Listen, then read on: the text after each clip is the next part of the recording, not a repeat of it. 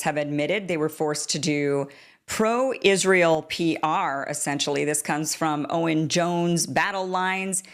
He was actually one of the journalists that signed this letter, but he says that over 300 journalists, over 300 journalists and media professionals have written a letter to the Director General of the BBC, Tim Davie, complaining that the corporation has become a mouthpiece for Israel. In the letter, they say, we're writing to express our concerns over opaque editorial decisions and censorship at the BBC on the reporting of Israel-Palestine. We believe the refusal to broadcast the documentary Gaza, Medics Under Fire is just one in a long line of agenda-driven decisions. It demonstrates once again that the BBC is not reporting without fear or favor when it comes to Israel. They go on to say, we're not asking the BBC to take a side. We're asking to be allowed to do our jobs in delivering facts transparently with due context. For many of us, our efforts have been frustrated by opaque decisions made at senior levels of the BBC without discussion or explanation. Our failures impact audiences. As an organization, we have not offered any significant analysis of the UK government's involvement in the war on Palestinians.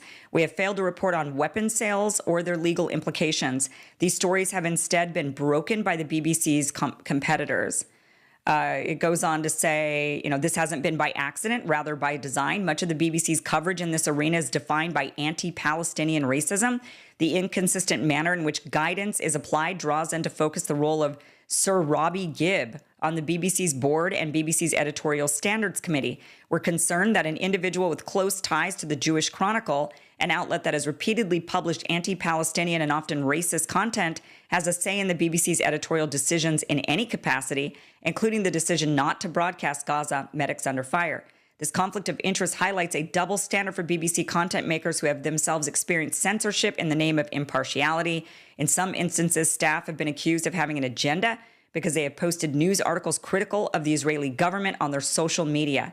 By comparison, Gibb remains in an influential post with little transparency regarding his decisions, despite his ideological leanings being well known. We can no longer ask license fee payers to overlook Gibb's ideological allegiances. So they go on to say, there has been, despite these failings, when they're listing all of the failings of the BBC and saying, despite these failings, there's been a major shift within public discourse in recent months. Increasingly, the scale of Israel's crimes against the Palestinians are being understood by the public as well as many of our parliamentarians. The BBC's editorial decisions seem increasingly out of step with reality. Yeah, because they're saying that their outlet is being controlled by somebody with an agenda, or maybe multiple people with an agenda. This isn't really, I think, news to us. We've been seeing this in